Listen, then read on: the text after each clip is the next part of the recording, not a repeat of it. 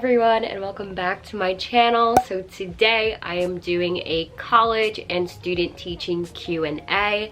I have been getting so many requests to do this type of Q&A for quite some time now, and I'm finally doing it, so I am very excited to answer all of your questions. I know I have a few subscribers who will be student teaching next year or in the fall of this year, so I definitely wanted to do this video for them. If you guys didn't already know, I just graduated from Rider University, so I am officially post-grad, which is just so weird to me. Like, I can't believe I'm at this stage of my life. But anyways, let's just get into the questions. Okay, so the first question, well, it's not really a question, it's just like my must-haves. So I'm gonna do like my college must-haves and then my student teaching must-haves. So for college, I would have to say my must-haves would be my laptop, of course. Like, I absolutely need my laptop. My laptop has my entire college career on it.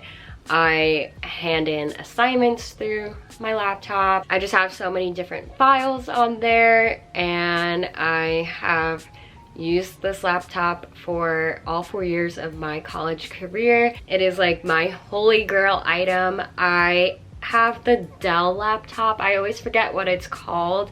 I think it's like the Dell Inspiron. It lasted me all 4 years of college, which was great.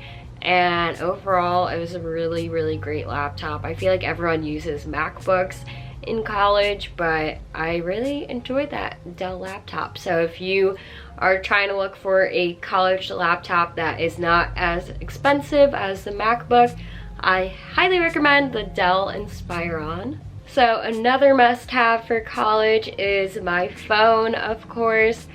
I mean, that is how I communicate with others, but also it holds so many amazing memories. I've taken so many pictures of everything I've experienced throughout college, so I feel like I definitely always had my phone on me. I mean, who doesn't have their phone on them at all times of the day? But I think it's so important to always have your phone on you, so then you could take some pictures of the different memories you've made. And then for student teaching must-haves, I would definitely have to say coffee for sure, especially when you're working with a kindergarten class. It can be very exhausting because you're always on your feet at all points of the day. I mean, it's a lot. Like, having to work with 5 and 6 year olds, like, they are really dependent on you, so you need to make sure that you are high energy at all times because they need that like positivity and enthusiasm, because then that gets them excited for school. Another student teaching must-have was my student teaching binder. I was very skeptical. I didn't know whether or not to use a student teaching binder before I even started my student teaching experience, but I definitely would recommend it. Like, I don't know if all cooperating teachers do this, but mine literally gave me every single worksheet that the students needed. I mean, at one point I was teaching every single subject like all day long, so I kind of needed all of those worksheets. But towards the beginning of my student teaching experience, I was mainly observing, or I was only teaching one subject, so I think it's really important to have a binder to stay organized. Like, in my case, I had all of those worksheets, so I was able to put all of the worksheets in the binder and other random paperwork for the school. I know the school gave us all of the cohort schedules. Because of COVID, towards the beginning of my student teaching experience, we were doing 3 cohorts, so a set of students would come in on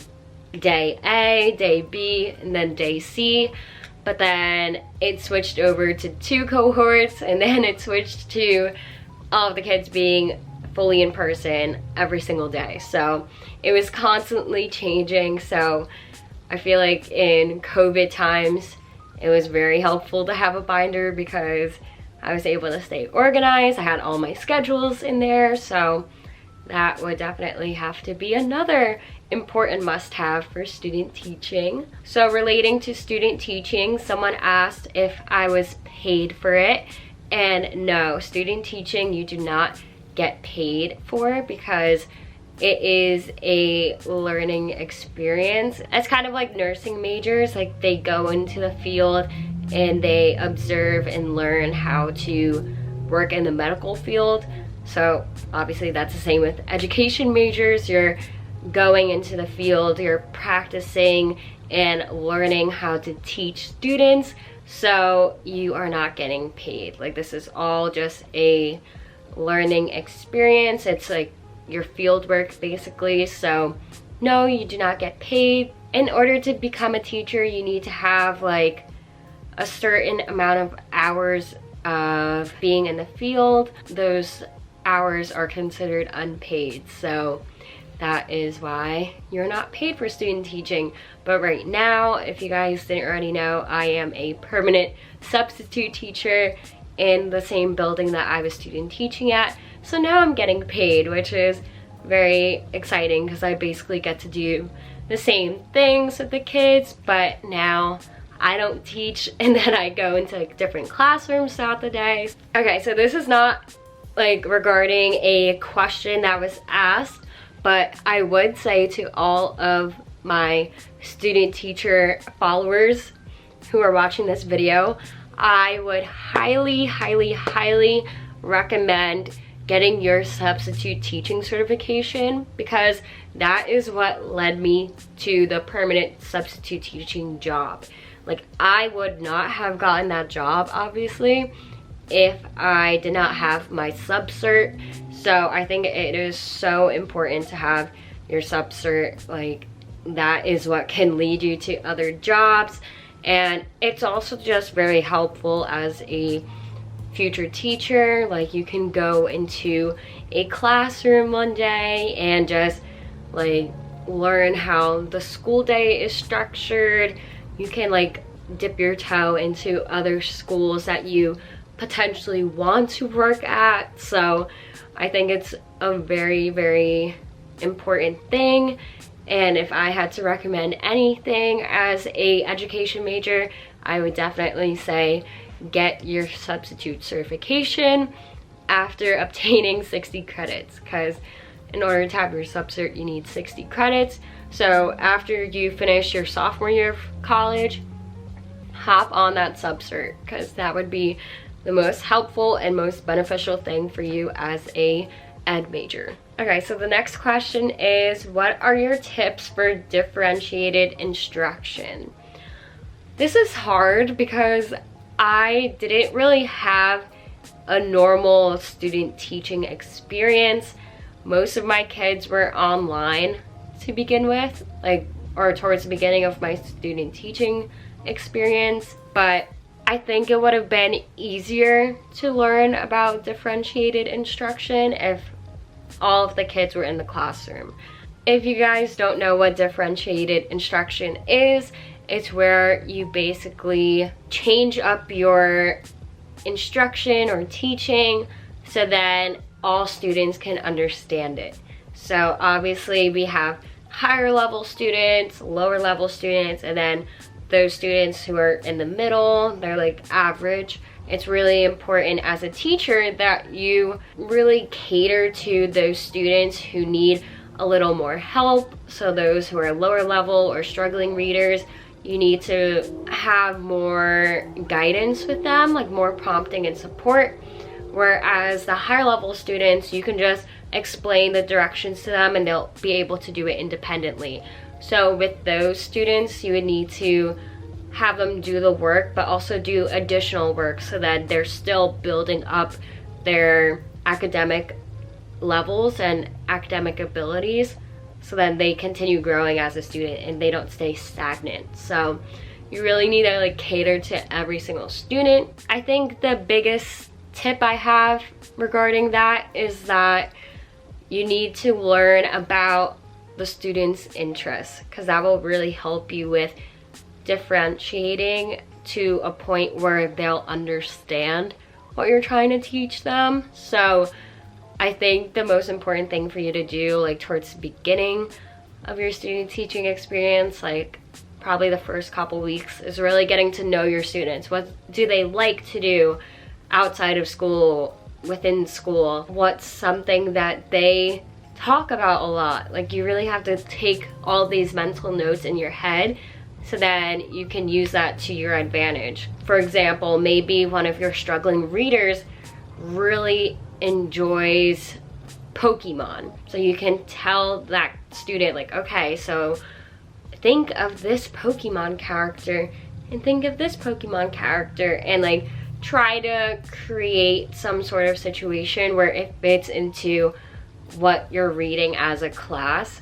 So then they'll be able to think like, okay, like that makes sense in my brain, like, because I do like Pokemon. So you have to kind of like cater to what they enjoy, because then they'll be able to process things efficiently and they'll be able to further progress in their reading level, academic level, whatever it is. The next question is, what are your tips on teaching phonics? So for K through 2nd grade, they use this program called Foundations. I don't know if every single school uses it.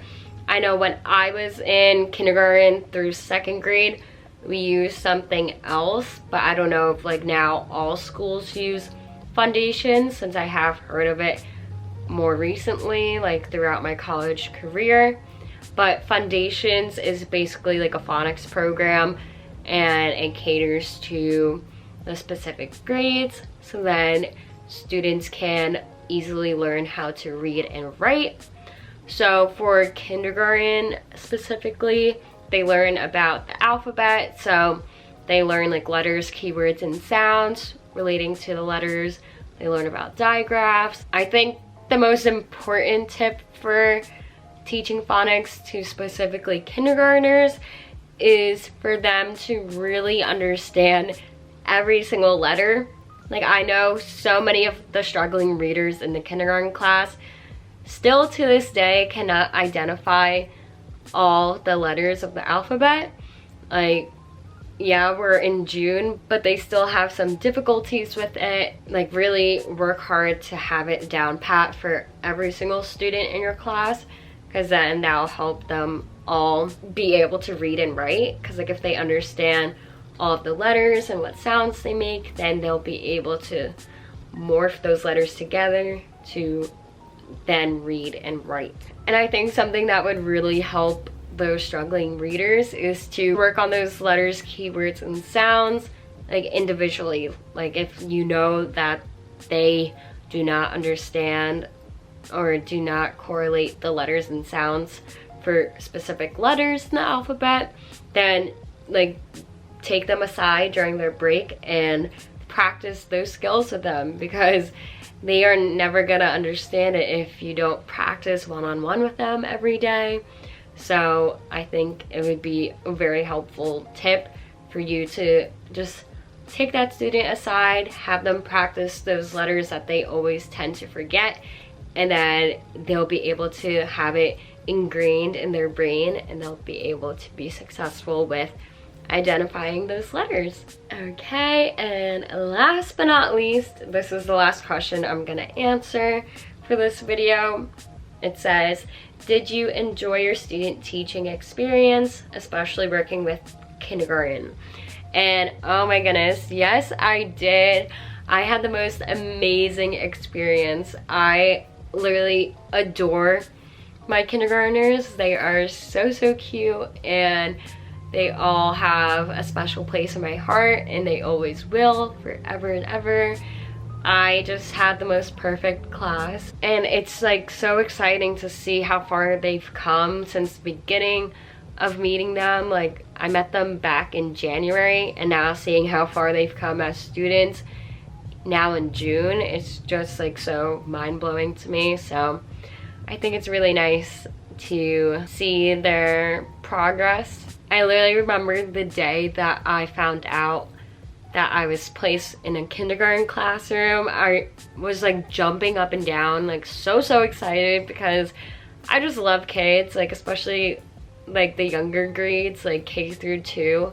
Like I love them. Like they are just so cute and innocent. They're not like bratty and like dramatic yet. Well, not dramatic in the way of like causing drama, but they're just so adorable, so cute and fun to hang out with and teach every single day. But yeah, I was just so excited that day that I found out. But then I was also a little anxious. I was like, oh my god, I've never worked with kindergartners before, because I've always worked in 2nd and 3rd grade classrooms throughout my field experience in college. So I was just like so overwhelmed with different emotions, and then meeting all of them, like whether it was in person or online, they just say the funniest things. Like they crack me up every single day. So those are all the questions I'll be answering for today's Q&A. I'll definitely be doing more in the future. I love just being able to sit down and talk with you guys. I feel like I mainly do a lot of vlogs on my channel, so I show you guys my life and everything, but sometimes I don't take the time to just like sit down and answer the questions that you guys have for me. So thank you to those who submitted questions on Instagram. I am so glad that I got to do this video for you all. It's been a long time coming. So I really hope you all enjoyed this video, and I will see you all in my next one. Bye!